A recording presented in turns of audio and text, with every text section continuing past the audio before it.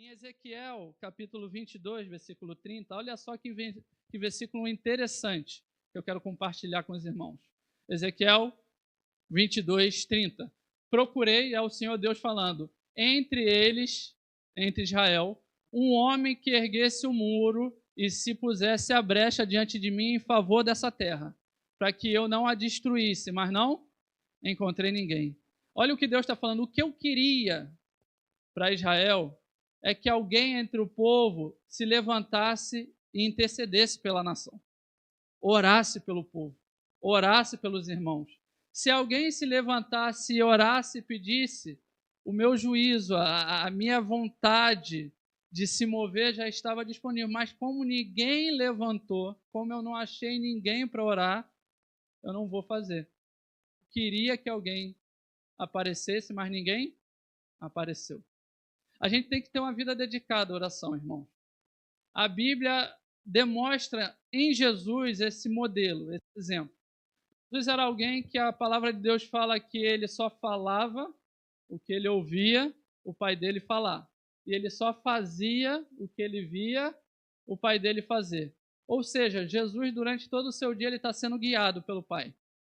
Imagina aquela comunicação, talvez, interna. Né? Vai por aqui, vai por ali, cura aquela pessoa, faz isso, faz aquilo. A gente não sabe como é que Jesus via isso. Eu fico imaginando que talvez nos períodos de oração de Jesus, talvez abrisse, na minha imaginação santificada, abrisse uma tela, né? Uma 4K, uma imagem bem clara. E o Senhor, Deus Pai, falando, filho, amanhã você vai encontrar esse camarada aqui, eu preciso que você faça isso, vá por aqui, faz aquilo. E Jesus ia guiando e seguindo o seu dia, guiando e escutando o que o seu pai gostaria que ele fizesse. Só que, apesar de ter uma vida guiada o dia inteiro pelo pai, à noite, o que ele fazia ainda? Se retirava para orar. Apesar de ter uma vida guiada diariamente, ele ainda tirava períodos de tempo para orar. E isso tem que ensinar alguma coisa para a gente. Se nós somos discípulos, ou seja, alunos de Jesus Cristo, a gente tem que ter uma vida que imite o professor. E o nosso professor era um homem de oração. Então nós, como seus alunos, precisamos também ser um povo de oração. E ver, a oração é muito parecido também, talvez, com a academia. E eu estou nessa fase, irmão. Então, né? Você não chega lá num dia levantando todos os quilos que você pode, toda a sua força. Você começa de maneira devagarzinho, né? Gradativo, vai aumentando. Não é, olha, eu orei hoje, pronto, amanhã você volta e continua orando. Jesus, quando falou de oração, ele falou sobre uma oração que é perseverante. Ele falou sobre uma mulher que fica batendo na porta do juiz até ele resolver o caso. E ele fala o seguinte, olha, se esse juiz que é injusto, é iníquo, de tanta mulher insistir, resolveu, quanto mais o seu pai. Ele não é injusto ou iníquo. Apesar de parecer demorado, apesar de parecer tardio, ele escuta a sua oração. Então Jesus falou, quando o homem, o filho do homem, voltar para a terra, vai encontrar esse tipo de fé? Essa fé nessa oração que é perseverante mesmo sem enxergar nada? Essa fé que está orando e não viu nada hoje acontecer, mas continua orando, porque a Bíblia pede para a gente perseverar em oração. É interessante, por exemplo, quando a gente olha para a vida de Jesus, e os discípulos são homens judeus, gente. Um judeu devoto é alguém que ora 3 vezes ao dia. A oração se chama Shema. Ele ora o Shema de manhã, na hora do almoço e no final do dia. Ele tem uma prática, uma vida de oração. O judeu devoto, dedicado ao Senhor, ele tem uma vida de oração. Esses judeus dedicados ao Senhor, que cresceram nesse ambiente, estão vivendo com Jesus, vendo Jesus ressuscitar morto. E imagina o quão maneiro é, gente. Você já se imaginou lá? Curando o enfermo, andando sobre a água, o primeiro surfista da Galileia, nas ondas. Jesus está lá se movendo em poder, no sobrenatural, de maneira incrível e maravilhosa. Os discípulos chegam para Jesus e falam, mestre, ensina-nos a orar. Não é ensina-nos a fazer milagres. Mestre, ensina-nos a fazer sinais. Parece que eles entendem que a vida de Jesus está relacionada a esse lugar de oração, e desse lugar de oração todas as outras coisas vão fluindo. Parece que os sinais acontecem porque Jesus tinha uma vida de oração. Parece que as coisas ao redor de Jesus vão acontecendo porque ele era um homem de oração. Determinado dia, Jesus estava fazendo algo, orando, ministrando, algo que era muito comum para ele. Um pai chegou para ele e falou: mestre, cura o meu filho, porque ele, quando manifesta um espírito nele, ele cai no fogo, ele cai na água, ninguém consegue fazer nada por ele. Se o Senhor pode fazer alguma coisa, eu já trouxe nos seus discípulos. Seus discípulos não puderam fazer nada. Se o Senhor pode, aí Jesus tenta dar uma corrigida ali na fé dele. Se pode, o se calma. Quem crê, aquele que crê, tudo é possível. Você crê? Aí eu gosto da resposta do pai. Ele falou: creio, me ajuda na minha incredulidade. Você crê ou você é incrédulo? Como todos nós, tem um lado nosso que crê, mas tem um lado nosso que é incrédulo. E Jesus não repreende o pai. Jesus vai lá e cura o menino. Os discípulos, talvez frustrados porque não viram acontecer, chegam para Jesus e falam: mestre, por que não acontece? Por que acontece os negócios com o Senhor e não acontece com nós, com a gente, né? Na linguagem de amanhã da Bíblia, do irmão do Igor. Né? Por que acontece com o Senhor e não acontece com a gente, mestre? Aí Jesus falou: esse tipo, talvez de espírito ou de incredulidade, tem uma dúvida quando a gente estuda o texto. Esse tipo, essa casta não sai a não ser por jejum e oração. O que Jesus está falando? Determinadas lutas, determinadas batalhas que vocês vão enfrentar na vida de vocês, não vai sair na primeira vez que você ora. Você vai ter que ter uma vida de oração e jejum. A pergunta é: Jesus estava jejuando nesse momento? Ou orando? Nós não temos a informação, mas ele tinha o quê? Uma vida de oração e de jejum. Então, a primeira coisa que a gente tem que fazer para crescer, como aquela musiquinha na EB quando eu era pequeno, leia a Bíblia e faça a oração, faça a oração, faça a oração, leia a Bíblia e faça a oração, se quiser crescer. O C de crescer é: comunique-se diariamente com Deus por meio da oração. O R, que é a letra seguinte, é: revigore-se pela leitura da palavra. Uma vez perguntaram para um pregador, eu acho que foi um Moody, um pregador famoso, perguntaram para ele: o que é mais importante, a leitura bíblica ou a vida de oração? Ele ficou calado alguns segundos e falou: o que é mais importante para o pássaro, a asa direita ou a asa esquerda? Não tem como responder. É duas faces, talvez, da mesma moeda. Nós nos dedicamos à oração, mas nos dedicamos à leitura da palavra. E aqui, talvez, aperte um pouquinho para o nosso lado. O Senhor, nosso Deus e Pai, ele decidiu se revelar por meio das Escrituras. E o seu povo tem a responsabilidade de ler, estudar, meditar, descobrir, defender. E você só consegue fazer isso se você se dedicar tempo à leitura. A gente é um povo que precisa se dedicar à leitura bíblica, irmão. E quando você lê, a primeira leitura inicial é uma leitura para adquirir conhecimento. Você entende o que está dizendo a passagem, você não percebe tudo ainda, porque tem textos difíceis na Bíblia, é uma outra cultura, é um outro tempo, tem expressões idiomáticas que é difícil da gente entender, porque é um povo que pensa diferente da gente hoje em dia. Você só consegue aprofundar no conhecimento bíblico se você se dedicar à leitura. Eu lembro de um pastor que uma vez ministrou e uma irmã no final do culto chegou para ele e falou: pastor, transfere para mim esse conhecimento que o senhor tem da palavra. E ele falou assim: irmã, a senhora é folgada, né? Ele, porque ele falou: é uma vida dedicada, irmã, à oração, à leitura bíblica, à oração. E mesmo se eu pudesse te transferir, eu não te transferia.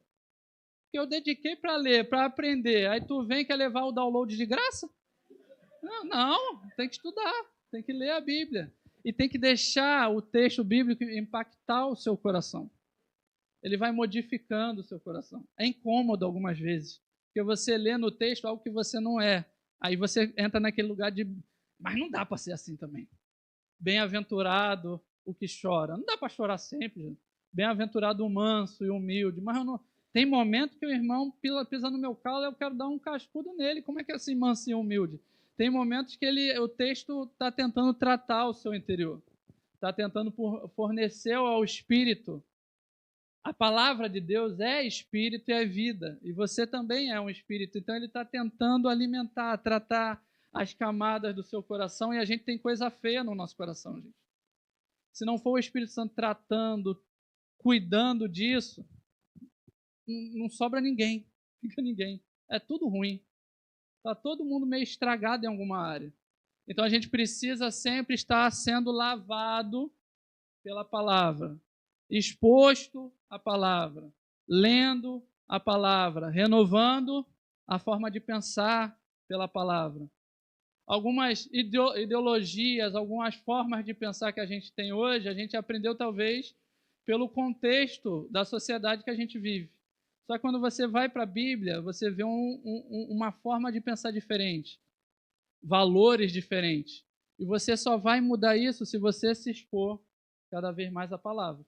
Não é fácil, mas é necessário. Gente, dá para ler a Bíblia inteira. Nem vou perguntar quem já leu a Bíblia toda, porque virou há um período de tempo atrás, se não me engano, ano passado, virou motivo até de vídeos engraçados de humoristas que nem são cristãos, falando sobre o crente e a Bíblia. Não sei se vocês viram isso, viralizou. Um rapaz chegava assim e falava, olha, o crente sempre está com a Bíblia na mão. Algo parecido, ele falava, sempre está com a Bíblia na mão, e quando você para ele, você pergunta, o que esse livro significa para você? Aí eles falam, esse livro é tudo. É como eu dirijo a minha vida, é o que mudou a minha história, é tudo, esse livro é tudo para mim. Aí ele pergunta, você já leu ele todo? Aí não, né? Aí não, eu não li ele todo. Já viu o tamanho? É grande. Aí todo mundo ri, mas é vergonhoso, irmão. Antigamente, os nossos pais, estamos aqui, pastor Tadeu, pastor Alexandre, pastor Pedro, os mais velhos do que eu, o apelido do crente era Bíblia. Porque ele sempre estava com a espada, né? Embaixo do braço, indo, lá vai o Bíblia, lá vai o crentarrão, o santificado e coisa e tal. Mas nós somos conhecidos por meio dessa santa palavra e a gente deve conhecer a palavra, se expor à palavra, amar a palavra. O maior capítulo da Bíblia, irmão, é o capítulo do Salmo 119. E ele fala só sobre a beleza da palavra, a importância da palavra, como a palavra ilumina o caminho do salmista, como ele deseja aprender da palavra, guardar a palavra no coração para não pecar sobre o Senhor. Sempre que a gente abre a nossa palavra, sempre que a gente abre a nossa Bíblia, é Deus falando conosco. Muita gente quer escutar a voz de Deus, e glória a Deus por isso, eu também quero aprender a ser conduzido pelo Espírito, aprender a perceber quando Ele está falando. Mas a gente não vai ser se a gente não se dedicar à palavra. Deus está falando nesse exato momento quando você abre a sua Bíblia e ora, e lê, e ora, e lê, e ora. Deixa Ele falar com você por meio da palavra. Se dedique. A palavra diz que Jesus uma vez entrou no templo e foi ler as Sagradas Escrituras como era do seu costume. Jesus era alguém dedicado à palavra, ele repreendeu, inclusive, o povo judeu porque não conheciam nem o poder, nem a palavra de Deus. Se a gente só é influenciado por pastores, pregadores, não tem problema nenhum por isso, irmão. Todos nós devemos escutar ministros e boas mensagens. Você não vai perceber algumas vezes quando o pastor talvez está falando algo que não seja bíblico, porque você não tem a bagagem bíblica para entender. Viralizou também um tempo atrás um pastor falando assim, a oração não muda as coisas. A oração não muda as circunstâncias. A oração muda você para você suportar, atravessar as circunstâncias. E todo mundo, e é lindo, mas não é bíblico. A oração muda as coisas. Se a gente orar, a gente vai ver as coisas mudarem e acontecerem. A Bíblia fala no início de Atos que quando começou a perseguição, prenderam o apóstolo Tiago, mataram Tiago, de repente prendem Pedro. Então, talvez o povo, a igreja, isso é uma conjectura, percebendo que o negócio está esquentando, o que eles fazem por Pedro? Ora, dia e noite, por Pedro. Até que, de repente, Pedro é solto, liberto de maneira sobrenatural. Às vezes a gente quer ver o sobrenatural, a gente só vai ver quando a gente se dedicar à oração. A manifestação do Espírito vai vir por meio desse lugar de oração. A Bíblia fala que o apóstolo Pedro, em Atos, teve uma visão do Senhor. O que ele estava fazendo? Orando. A Bíblia fala que quando o apóstolo Paulo foi alcançado, ele ficou cego, o Senhor Deus aparece para Ananias e fala: Ananias, vai até a rua tal, endereço de tal, na casa de fulano de tal, lá tem um irmão que eu quero que você imponha as mãos sobre ele para que ele recupere a vista e seja cheio do Espírito Santo. E Ananias naquela luta, né, assim, tipo, Senhor, não sei se tu sabe quem é, tal, não sei se o Senhor, é carne de pescoço, hein, se daí... Vai, Ananias, vai, porque ele é para mim um vaso escolhido. E ele já viu, eu gosto tanto dessa passagem, ele já viu você chegando lá.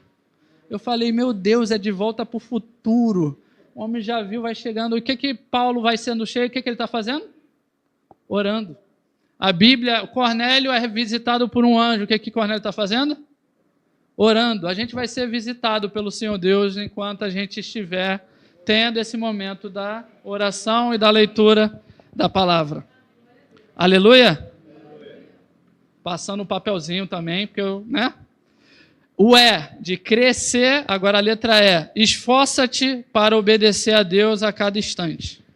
É importante e há um aspecto de primordial importância. Abre para mim, por favor, Salmos 119, versículo 4. A Bíblia pede para que a gente se esforce em obedecer. Obedecer nem sempre é fácil. Se fosse fácil, não precisava do esforço para fazer. Algumas vezes tudo em você, todo o seu coração, toda a sua alma está querendo ir para um caminho e você sabe conscientemente, de maneira plena, que Deus quer que você vá para outro caminho. Você vai ter que se esforçar para obedecer. A Bíblia fala no Salmo 119, versículo 4: Tu mesmo ordenastes aos teus preceitos para que sejam fielmente obedecidos. Ele ordenou os preceitos e ele espera que as suas leis sejam fielmente obedecidas. E você, para fazer isso, você precisa se esforçar. Abre, por favor, 2 Pedro, capítulo 1, versículo 5. 2 Pedro 1, 5. Por essa razão, empenhem-se, nas versões antigas, esforcem-se para acrescentar à sua fé a virtude e o conhecimento. Só mais um.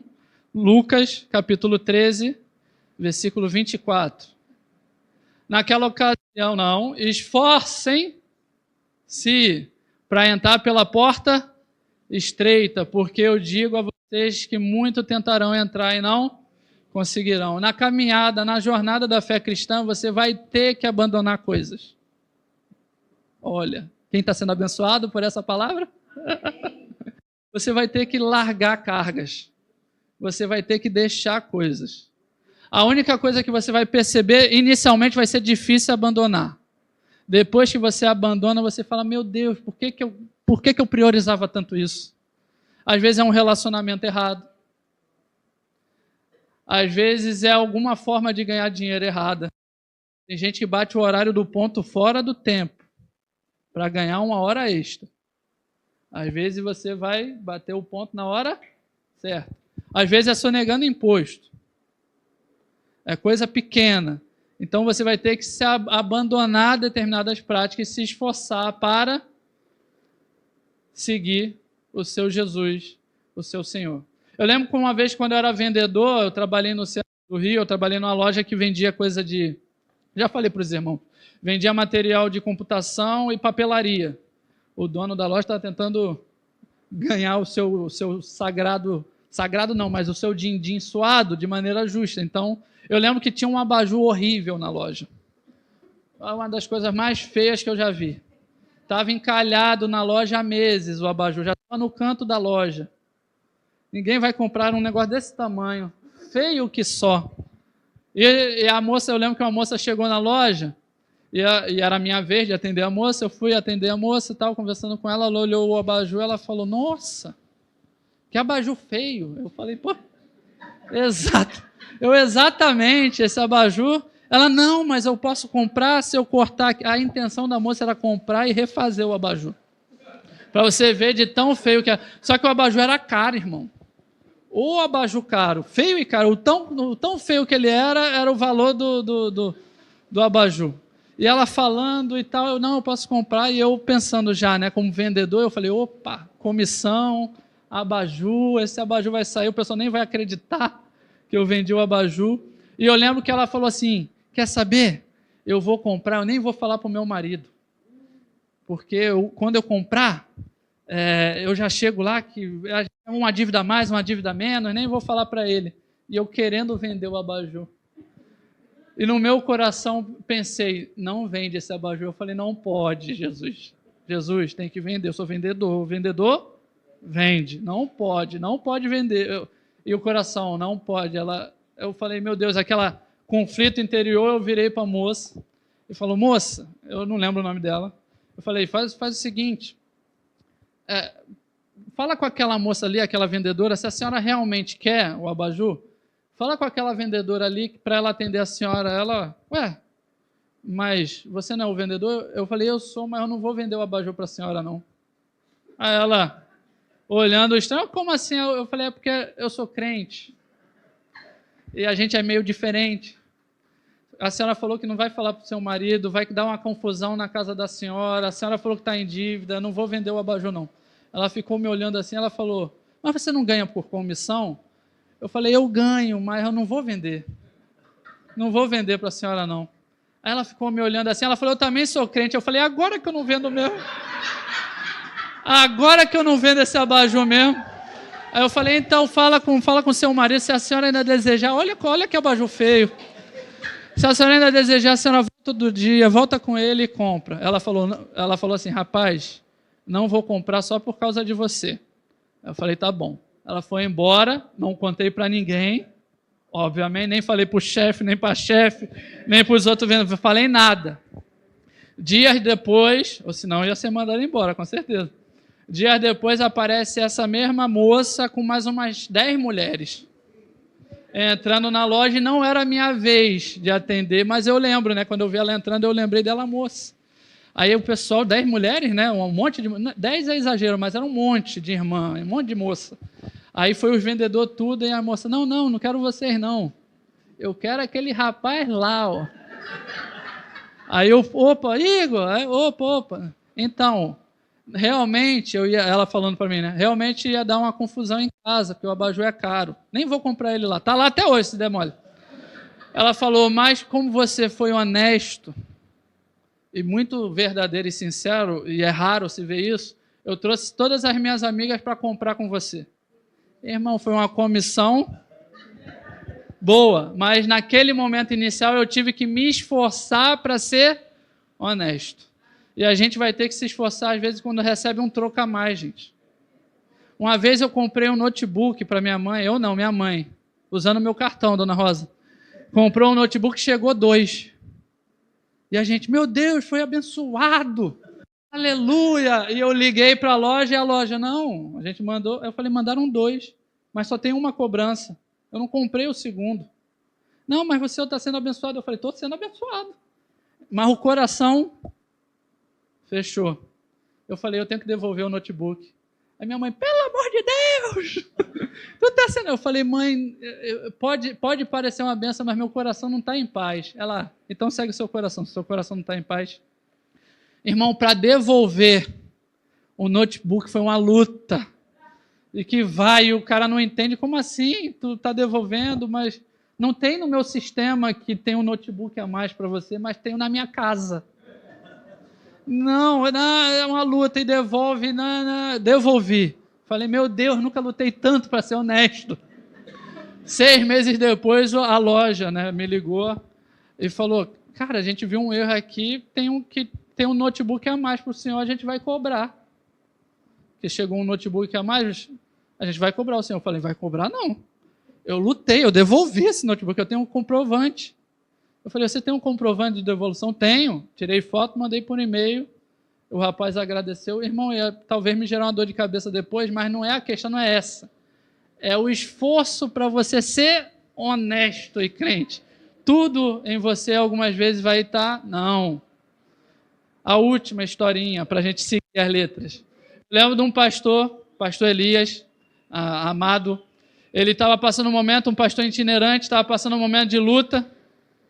Ele falou que estava devendo as contas de casa, precisavam ser pagas. Ele, como pastor itinerante, estava passando uma dificuldade. Surgiu uma porta de oportunidade para ele pregar na igreja. Ele foi pregar na igreja, recebeu uma oferta. O pastor botou a oferta no bolso dele. Ele falou: não vou voltar, não vou pegar. Ele me falando, né, Igor, eu nem peguei ônibus aquela noite. Eu não queria gastar. Eu fui andando para casa, não era tão longe. Eu passei no ponto de ônibus. Quando eu passei no ponto de ônibus, tinha uma moça com 2 filhos chorando. E eu passei em frente ao ponto de ônibus e quando vi a moça, já desviei o olhar para passar reto e o Espírito Santo no meu coração, dá o dinheiro para ela. E eu, em nome de Jesus, sai. Em nome de Jesus, sai. Em nome de Jesus.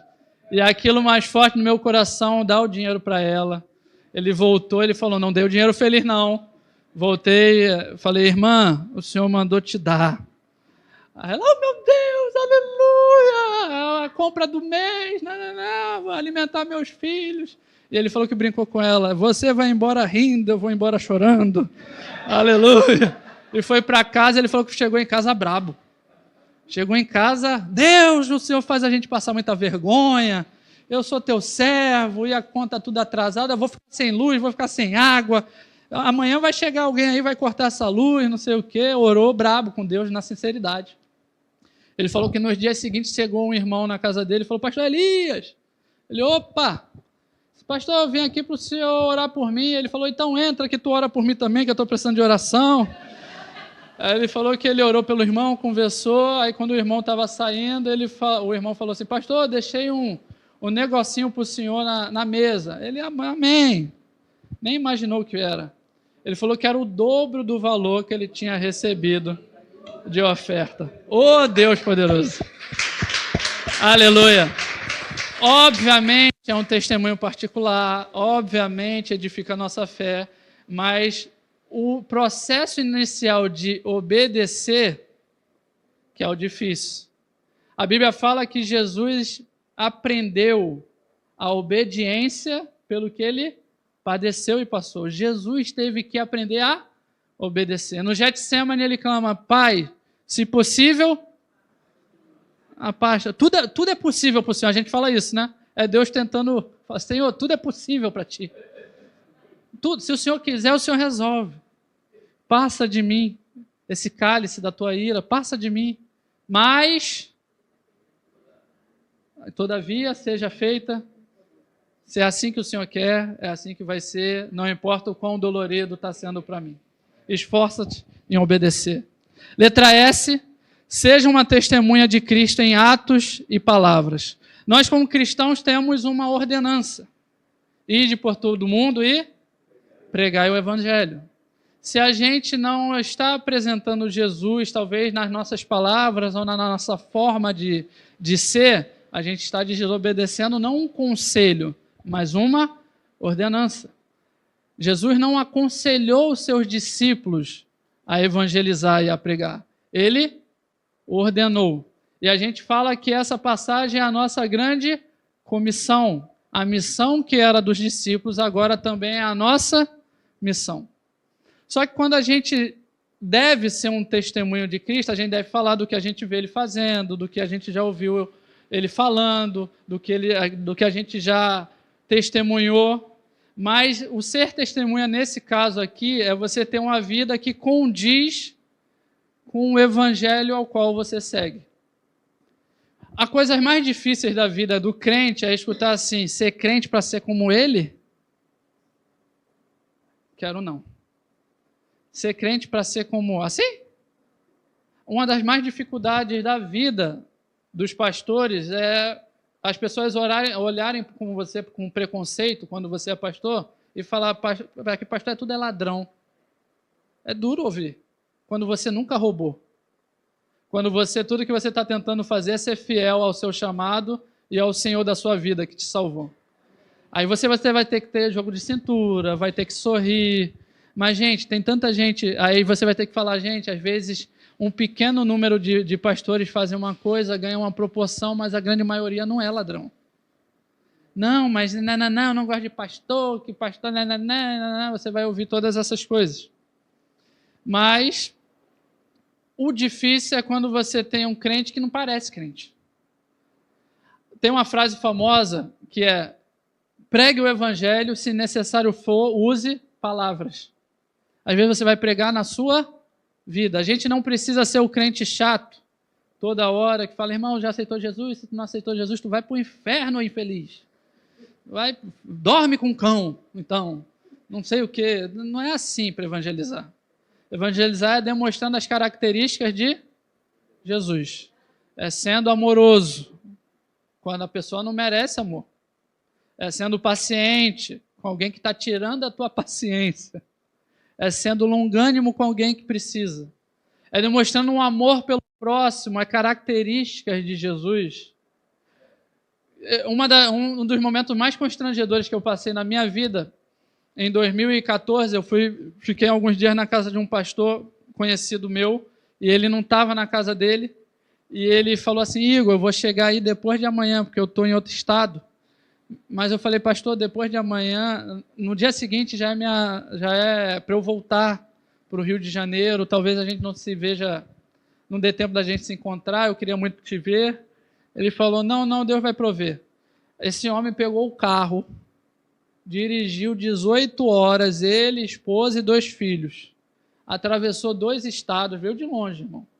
Foi até o sul para me encontrar, para passar um dia para me ver. Eu lembro que eu fiquei constrangido. Eu falei, pastor, não precisa. Ele falou, não, mas a gente não ia se encontrar. Se não fosse isso, a gente não ia se encontrar, você não ia me ver, a gente não ia ter esse momento. Eu falo, pastor, mas 18 horas com a sua família é perigoso. Ele falou, Igor, mas eu queria muito te ver. E eu lembro que eu fiquei constrangido, porque o amor constrange. Eu lembro de um pastor evangelizando no sul, abriu a igrejinha, plantando a igreja com fidelidade. Ele saía durante o dia, ele ia trabalhar, fazer as coisas dele, escutou um moço na loja, no açougue, falando assim que não tinha cama. Aí o pastor chegou e falou, eu tenho uma cama de solteiro ou de casado? De casal. É de casal, pastor. Eu tenho uma cama. Tá aqui o meu endereço tal. Quando é que você pode passar lá? Horário tal, tá tudo certo. Esse irmão chegou com um carro, né, para transportar a cama, falou que entrou, o pastor falou, só tem que me ajudar a pegar. E o pastor pegou a cama dele. E o moço constrangido, não. Ele, não, eu estou te dando a cama. Não, o senhor não tem... Onde é que o senhor vai dormir? Ele falou, não interessa onde eu vou dormir. Eu estou dormindo, eu sou sozinho, é uma cama de casal, não precisa. Toma uma cama para você, para sua esposa, para os seus filhos. Não, pastor, pelo amor de Deus, ninguém faz isso. Isso não existe. Não. Ele, toma, meu irmão, a cama. Não quero mais, vou tacar fogo, hein? Então, toma a cama. Irmão, ele falou que foi a primeira família que se converteu na igreja dele. Veio ele, veio a esposa, veio 3 filhos, veio o sogro, veio a sogra, porque é uma atitude de amor incondicional. Ninguém faz isso. Quando você ama com o amor de Cristo, a Bíblia fala que é um amor que não tem lei.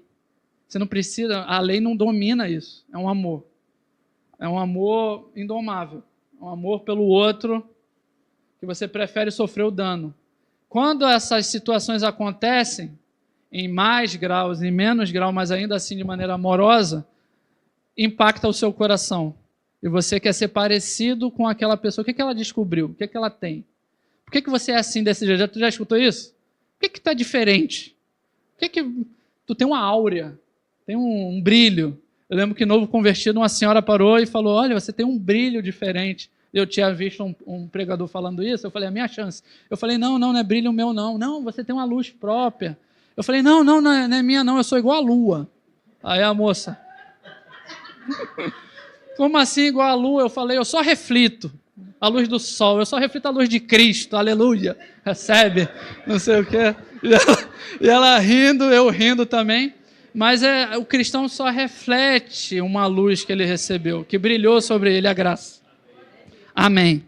Letra C, novamente, de crescer. Consagre a Deus o seu tempo, talento e tesouros. O seu tempo é como a gente já falou, dedique ao Senhor um período de tempo do seu dia para orar, para ler a Bíblia, já estou finalizando, gente, para orar, para ler a Bíblia, para passar tempo na presença de Deus. Dedique o seu tempo. Dificilmente você vai conseguir fazer isso se você não separar um período de tempo específico. Porque na correria do dia a dia, está tudo tentando tomar o seu tempo. E quando você entrar no seu quarto, vai ser filho chamando, sono vindo, telefone ligando. Tudo tenta acontecer. Mas a carne não quer, a sua natureza humana não quer se submeter àquele momento. Mas se você submeter ela ao Espírito, você vai aprender a discernir a voz de Deus, a perceber quando que Ele vai visitar o seu quarto. Já teve essa experiência de estar orando e de repente parece que alguém chega? Aí tu fica constrangido, tu fala, nem quero sair daqui. É tão bom estar aqui. Eu tenho uma frase que o pessoal ri, né, de mim, eu falo, Jesus, eu não sei se alguém já te falou, mas é tão bom estar com o Senhor, eu não sei se o Senhor sabe, porque o Senhor sempre está com o Senhor. Então, mas é tão bom estar com o Senhor, é tão bom estar perto do Senhor. Eu acho que Deus às vezes ri, a Bebel falou, eu acho que Jesus ri. É uma espalhaçada, é maluquice, mas é uma maluquice santa, gente. É um momento bom e precioso. Dedique o seu tempo ao Senhor. Dedique os seus talentos ao Senhor. Qual é o talento que você tem? Eu lembro que uma das primeiras coisas que chamou minha atenção quando eu cheguei da Ibrand foi a recepção da Paloma. Gente, eu me senti melhor amigo da Paloma em 5 segundos. Ela recebeu a gente tão bem. Gente, deixa eu te falar um negócio. Chegar na igreja é muito difícil. Porque é um grupo de pessoas religiosas. Se você não é religioso, você não sabe o que é certo, o que é errado. Tem gente que chega para você e fala, tu já foi lavado pelo sangue? Aí tu fala, que sangue? Varão, que varão? Não sei o quê. Irmão, chegar na igreja é um negócio difícil.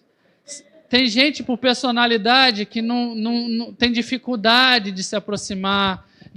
Igor, é porque tem panelinha, normal, é do ser humano, tem panelinha em tudo que é lugar. Tem gente, na igreja você se identifica mais com algumas pessoas, menos com outras, de personalidade, de vivência. É normal, é assim na escola, no trabalho, na faculdade, mas na igreja não pode. Não, é normal. Mas tem gente que tem dificuldade de dialogar. Então a gente precisa de pessoas que sejam como a Paloma. Vem cá, vem para cá, senta aqui, não sei o quê, como é que você está? Precisa. Se esse é o seu talento, sirva ao Senhor com isso. Ah, não, mas eu não sou diácono hoje. Ah, que diácono, irmão? É pelo corpo de Cristo, pela igreja. Sirva. Se o seu talento é, eu sou professor de português, matemática, se puder servir as crianças, a Isabel sempre me falou isso, meu sonho é ter um grupo de crianças que a gente pode dar aula infantil para elas, inglês. Eu falei, só tu mesmo, Bebel, que eu não falo nem português direito. Eu falei, cara, a gente pode falar, eu sei da Bíblia, eu posso falar de Bíblia. Tá, mas sirva. Se você é alguém mais tímido, cole com alguém um pouco mais, a gente precisa dessas pessoas. Qual é o seu talento? Eu não sei qual é o seu talento. É administrar? É financeiro? Depois que você tiver um tempo na nossa igreja, a gente perceber que você não é nenhum maníaco, maluco, e você quiser servir a comunidade, a gente vai deixar você se aproximar. A gente precisa de advogado, de contador, de eletricista, de piscineiro, precisa de tudo, gente. Você é um agente secreto de Jesus onde você está. Amém? Sirva também com seus tesouros. Aí também é a parte mais dolorida, dízimos e ofertas. Dedique na obra do Senhor seus tesouros. O nosso coração luta contra a ganância, não é o meu, é o nosso, é da humanidade. Você passa o seu dia trabalhando para receber o que no final do mês? Seu salário, seu recurso. Você gasta seu tempo para receber recurso. Você quer melhorar para receber mais recurso. Então não é natural você dar um dinheiro que foi tão suado. Mas quando você entende o seu papel, a missão da igreja, do reino, da tua fé, você oferta, dizima, sustenta, percebe que a missão não é só de Jesus, da igreja é sua também. Dedique-se os seus tesouros. Letra E, Espírito Santo. Deixa ser cheio do Espírito. Procure novas experiências com o Espírito Santo. Se você já nasceu de novo, aceitou Jesus, deseje ser cheio do Espírito. Como é que eu faço isso, Igor? Adorando, orando, cultuando, clamando, jejuando, querendo, se esforçando, perturbando Ele. Eu lembro quando novo convertido eu queria ser cheio do Espírito Santo, eu falei, irmão, eu vou batalhar até Deus dar, eu não sei como é que é. Eu não sei, eu falo uns negócios extremos, mas eu não sei como é que é bom, é ruim, cada um me fala um negócio, é sempre maravilhoso, eu quero experiência, eu quero abandonar determinados pecados, eu quero abandonar determinadas coisas, eu quero olhar para Jesus de maneira mais vívida, que Ele seja mais real para mim, eu preciso ser cheio do Espírito, eu sou tímido, eu não quero perder a timidez, Ele não nos deu um espírito de timidez, eu quero ter um espírito de ousadia para falar dele, e você buscava Jesus. Eu lembro que eu fui uma vez uma frente, tinha umas 6 pessoas. O do meu lado foi cheio, o do outro lado foi cheio. Eu quase pensei naquele versículo: 1000 cairão ao seu lado, 10.000 à sua direita, e tu não serás atingido. Eu falei, mas Jesus, eu vou te perturbar. Eu vou te perturbar até o Senhor me encher. Não sei onde vai ser, não sei quando vai ser, não sei quando vai acontecer, mas eu quero. O Senhor vai ver que eu quero. Em determinado momento eu tive a minha experiência, você vai ter a sua. E a Bíblia ordena que a gente continue procurando a Ele para continuar sendo cheio. E a última letra, R. Reúna-se regularmente com outros irmãos. Se você é uma brasa viva, se você tirar você do braseiro, o que acontece? Apaga. E a Bíblia fala que você é membro de um corpo. Se arrancar o membro do corpo, descolar ele do corpo, o que acontece com o membro? Morre. Se tirar você do corpo dele, você não vai conseguir sozinho, porque nunca foi a intenção de Deus que você vivesse sozinho. O próprio Deus vive em comunidade, Pai, Filho e Espírito Santo. Então não fique com essa ideia de eu sou a igreja. Não tem isso na Bíblia, gente. Tem que você é membro da igreja. A igreja é o todo, você é um membro que forma a igreja. Você é uma pedra que forma o edifício. Entende? Você é parte do rebanho, você é uma ovelha do rebanho de Deus. É sempre no coletivo a igreja. E a gente se edifica, se fortalece, ora junto, se conhece, se dedica à comunhão. A Bíblia fala em Atos que eles perseveravam na doutrina dos apóstolos, na comunhão e no partir do pão. É uma dedicação. Vai ter que ter empenho de você se dedicar, de estar na comunidade, de se envolver, de se permitir, de conhecer pessoas, permitir que pessoas te conheçam. Não é fácil, mas é o sonho de Deus para você. A Bíblia, quando o autor de Hebreus fala não deixem de se reunir, como é costume de alguns, não é no nosso contexto. É porque naquele momento, quando eles se reuniam, eles estavam sendo perseguidos, mortos. A família estava abandonando eles. Olha, a gente sempre foi judeu, agora você é esse negócio aí, discípulo do Nazareno, você não é mais herdeiro não. Não é mais parte da nossa família. Eles estavam sofrendo afronta, então eles estavam tentados, de acordo com o livro de Hebreus, a voltar para a fé judaica. E o autor está falando, não faz isso. Como é que vai voltar a sacrificar se já houve o sacrifício? Não faz isso. Continue se reunindo, não importa o quão difícil seja. Mas eu posso morrer, mas se reúne. Igrejas subterrâneas na Ásia. São igrejas escondidas que as pessoas se reúnem, oram juntos, adoram. Essa pregação de hoje, longa, eu sei que foi um pouquinho, mas é uma tentativa de mostrar como você pode crescer na sua fé. Se você se dedicar, vou ler de novo só os títulos. Se você se dedicar, comunicar-se diariamente com Deus por meio da oração, revigorar-se pela leitura da palavra, esforçar-se para obedecer a Deus, se você for uma testemunha de Cristo, se você consagrar a Deus o seu tempo, talento e os seus tesouros, se você se permitir e desejar e buscar ser cheio do Espírito Santo, e se você continuar perseverando e reunindo-se no coletivo como igreja, você vai crescer e vai conhecer mais o seu Senhor. Amém? Vamos ficar de pé para a gente orar e adorar o nosso Deus? Aleluia!